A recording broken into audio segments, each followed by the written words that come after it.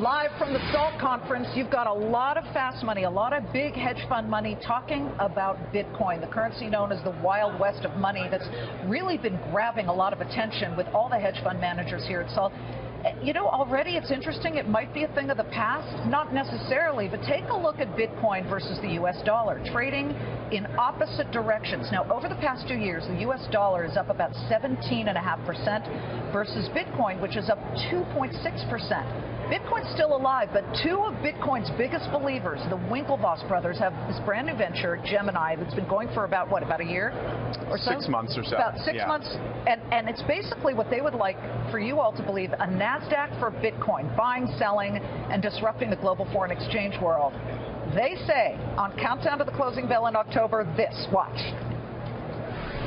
If you're going to Europe for a vacation and you need euros, rather than getting ripped off in the exchange in the airport or from your hotel or something exactly. like that. Are you going to put these guys out of business, the ones in the airport where I need euros and I need pesos? Yeah, hopefully, hopefully. Or at least make it a fair playing field. Fast forward to today, the Winklevoss Gemini Bitcoin exchange now trading Ethereum, and we're welcoming the Bitcoin brothers here, Tyler and Cameron. Great to have you both. So, look, have you gotten rid of the kiosks? I saw 4 of them in Vegas. You're not quite there yet, Tyler. Not there yet. We're not really competing with the kiosks. We're just a Bitcoin spot exchange and Ether spot exchange. Right. They're two cryptocurrencies, and we're the first exchange in the world that's licensed. We were actually approved by Governor Andrew Cuomo last Thursday in the state of New York. And we're to do what? Explain to people what exactly you're doing. Aside from trading Bitcoin on Gemini, which is a Bitcoin exchange, you just threw out the term Ether. What's that? So Ether is the token of the Ethereum network, which is focused on disrupting contract law. And so we just added Ether on, trading began on Monday, and it's our second cryptocurrency to add to Gemini. Okay, you started trading Monday. Tell me what's been happening. Have you gotten people jumping on the exchange and trying to trade? Yeah, people are definitely knocking down the door. The volume has gone up dramatically in the last few days. It's only been 3 days of trading, but our Ether books are climbing high, and it's moving in the right direction. Talk about exactly what you anticipate in, I'm going to throw out a year, because Bitcoin back in 2013 hit a high of more than $1,100 per Bitcoin. I mean, we can show what it's done since then, but I believe in January of 2015 it hit a low of $150 or so dollars, and now it's trading at 400 or so. It's very, am I wrong, volatile here?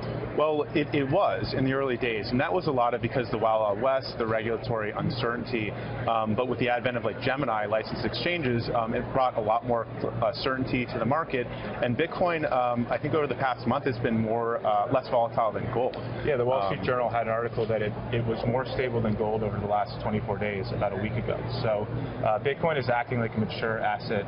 There's a lot of liquidity, and there's a lot of licensed operators.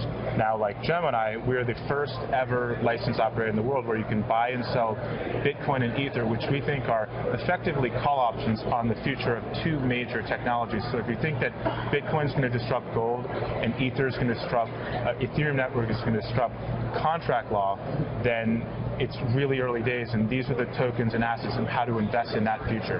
It sure would seem that the hedge fund world is interested, but that the banking world might be threatened. Is that a possibility? Not so much, really. I think there are alternatives, and I think Bitcoin does things. You know, I think fiat currency is here to stay.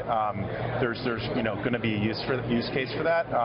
But I think, quite frankly, before there was licensed exchanges like Gemini, the hedge fund world couldn't invest in these tokens. So this is really the first opportunity. Convince me here and now, guys, because I'm still that loser who has nickels and pennies and quarters in my wallet, that one day I'm only going to be using Bitcoin.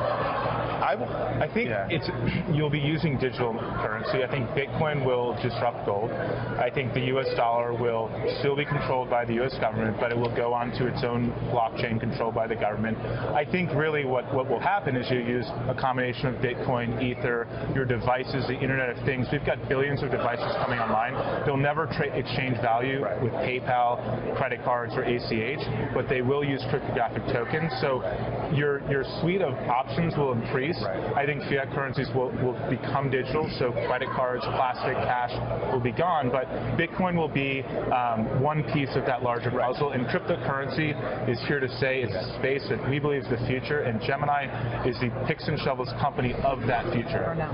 You wouldn't expect to buy your cup of coffee with gold, but you would want to verify that it's in the vault that it is.